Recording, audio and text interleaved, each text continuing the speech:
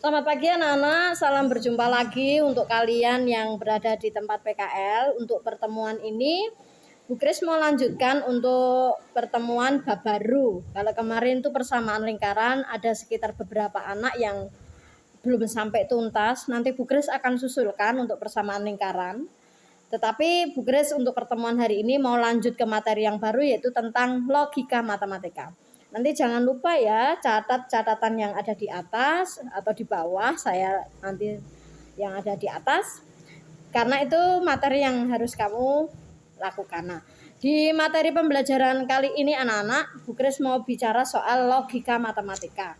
Nah, logika matematika itu sangat penting sekali. Kenapa? Karena seseorang yang mau jadi ahli harus memiliki mindset logika yang benar, tepat, lurus. Nah, maka di dalam logika matematika nanti mengajari Anda bagaimana cara berkomunikasi dengan benar, tepat, dan lurus. Jadi itu yang mau Bu Kris bahas di situ. Nah, anak-anak, di dalam logika matematika hal yang pertama yang mau kita pelajari adalah tentang kalimat. Kalimat itu ada kalimat yang berarti dan kalimat yang tidak berarti. Tidak berarti bukan kalimat abal-abal gitu, bukan, tetapi kalimat yang tidak berarti di sini artinya kalimat yang terlalu bertele-tele sehingga mau menuju arah ke situ tuh dadak pelaku ngubeng lagi mengarah ke situ. Contohnya kalimat tidak berarti, Bu Kris mau menceritakan seperti Gunung Semeru kemarin meletus. Jadi saya menceritakannya seperti ini. Gunung Semeru dengan amarahnya mengeluarkan lahar sehingga meluluh lantahkan seluruh desa. Padahal saya hanya mau menceritakan bahwa Gunung Semeru meletus. Atau saya mau menceritakan tentang bulan purnama gitu.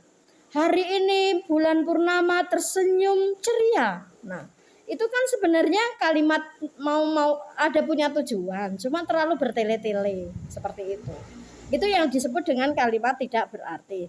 Nah, yang kedua adalah kalimat berarti. Nah, kalimat berarti pasti punya makna yang lebih efisien.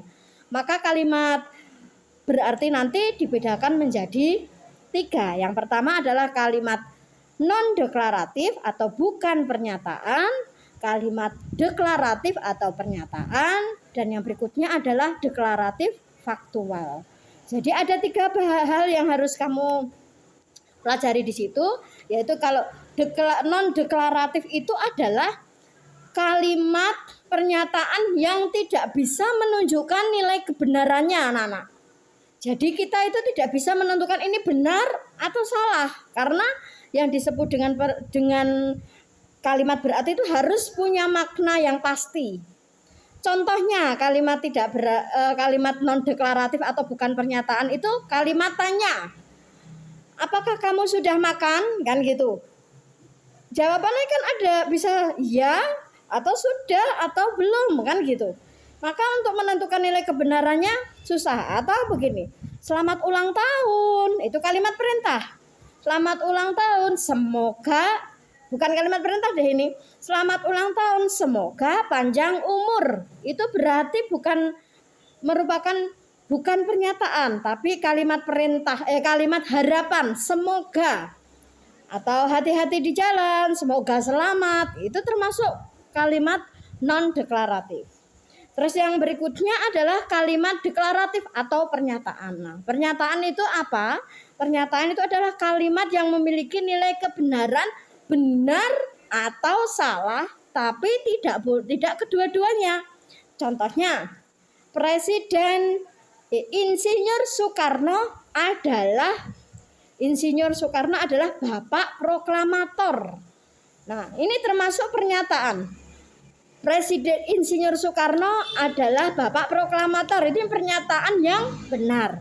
Atau yang berikutnya, semua binatang berkaki 4. Ini juga pernyataan, tapi pernyataan apa? Salah. Nah, jadi deklaratif itu adalah pernyataan yang punya nilai benar saja atau salah saja, tidak boleh kedua-duanya. Dan yang berikutnya, deklaratif faktual. Deklaratif faktual itu sebenarnya sebuah pernyataan, tetapi harus dibuktikan terlebih dahulu. Contohnya ini di kelas 11 OA ada yang namanya Galen gitu ya. Galen adalah siswa kelas 11 OA SMK Kristen Pedan. Kalau teman-temannya Galen di 11 OA tahu, ya itu benar dia anak kelas 11 OA. Tapi bagaimana kelas yang lain? Atau bahkan SMK PGRI atau SMK yang ada di Jakarta sana pasti nggak tahu. Nah, untuk menunjukkan Galen itu benar-benar siswa Kristen kelas 11 OA kan harus dibuktikan dulu. Nah, itu yang disebut dengan deklaratif faktual, berarti harus ditunjukkan terlebih dahulu. Jadi kalimat berarti itu ada 3 ya, deklaratif, non deklaratif, dan deklaratif faktual. Nah, dari kata-kata saya tadi saya menunjukkan contoh-contohnya. Dan yang terakhir Bu Kris mau tunjukkan, di dalam kalimat berarti ada juga kalimat yang disebut dengan kalimat terbuka. Contohnya kalimat terbuka. Kalimat terbuka contohnya misalkan 2x plus 5 sama dengan 9. Nah, ini masih terbuka, bukan berarti ini bukan pernyataan, tetapi saat X-nya belum diketahui, itu mempertandakan masih terbuka untuk dicari. Tapi beda hal 2X plus 9 sama dengan 10. Jika X sama dengan 5, misalkan seperti itu, misalkan nanti jadi pernyataan salah, itu bukan lagi kalimat terbuka, tapi kalimat tertutup. Nah, di catatan di atas anak-anak sudah ada contoh-contoh apa yang saya jelaskan pada siang hari ini. Dan silakan anak-anak di bawah nanti ada tes kuis, jumlahnya ada sekitar 20 ya. Nggak apa-apa, nanti silakan Anda harus bisa menentukan ini pernyataan atau bukan pernyataan, atau pernyataan faktual, atau pernyataan faktual, atau pernyataan saja. Nah, Anda harus bisa menentukan sebagai tes kalian memahami apa yang saya pelajari pada hari ini. Oke, silakan dikerjakan di buku langsung ke link, silakan dikerjakan langsung di link. Dan anak-anak untuk pertemuan yang akan datang, Bu Kris mau ulangan persamaan lingkaran.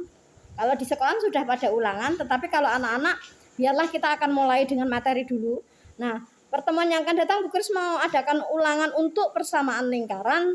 Tolong persiapkan diri, kerjakan dengan baik. Walaupun Anda berada di dunia kerja, mari belajar membagi waktu dengan baik, belajar dan bekerja.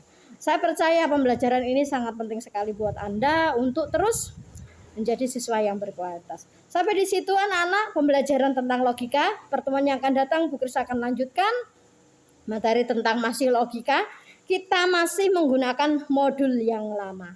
Begitu ya anak-anak ya. Sampai di sini dulu. Selamat belajar. Jaga diri. Tuhan Yesus memberkati kalian semua. Cayo.